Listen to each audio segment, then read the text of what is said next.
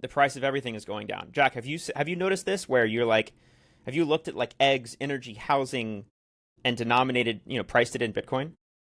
Yeah, I mean, once you start to put on those orange colored glasses, you really can't stop seeing things priced in Bitcoin. It's really interesting too that you use the word inversion because I know we were both taking notes before this, and I literally wrote the same thing. I said Bitcoin requires you to invert your thinking and change your perspective on everything. So exactly what you said there. Like you just start thinking in opposites, but you realize that those opposites often lead to more positives. So I'll give you guys a very specific example on the inversion topic here. I bought my first house in 2012 for $186,000.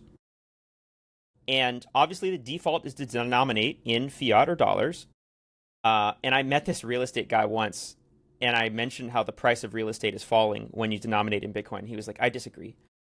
And I didn't really know how to respond to him because it's not in my opinion, it's just fact. I don't know that he really understood what I meant when I said pricing real estate in Bitcoin, but my property has appreciated from $186,000 to $700,000 today.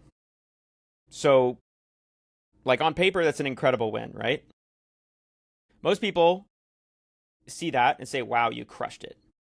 This, though, is where Bitcoin like massively changed my perspective. In 2012, Bitcoin was $12, which means that when you denominate in Bitcoin, it would cost 15,000 Bitcoin to buy that house. Fast forward to today, it's worth $700,000 in fiat, but in Bitcoin terms, it's worth 6 Bitcoin. So even though I won in dollars, guess how much value I lost when denominating Bitcoin, Jeff? I mean, like Percentage basically 100%. Yes, 99.9%. 99.9%. So that's the silent lesson of like fiat is it tricks you into thinking that you're winning because the numbers are getting bigger. Like, wow, look at me go. My net worth is increasing. Like my real estate is increasing in price. However, when you factor in inflation, frequently you're actually just treading water, in some cases even sinking. And when you compare to the best store of value we've ever had, the best form of money we've ever had, you're losing money rapidly. That was the huge like unlock for me is I'm getting a 99.9% loss. Like, wait, I thought I had made so much money.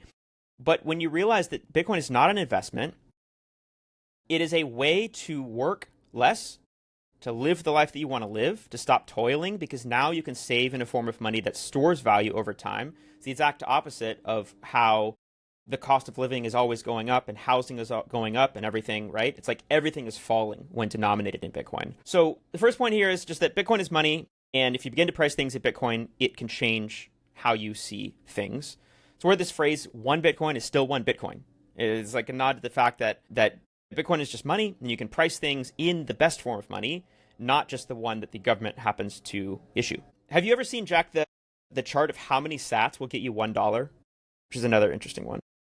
So I haven't seen any specific chart. However, I'm like so maxi at the point where like I have the sats per dollar on my home screen on my iPhone. So yes, I have seen it, and I've seen that number. Like I've seen that number go from four digits to 3 digits over the last few months. It's been very exciting. but also it's like, oh shoot, I need more.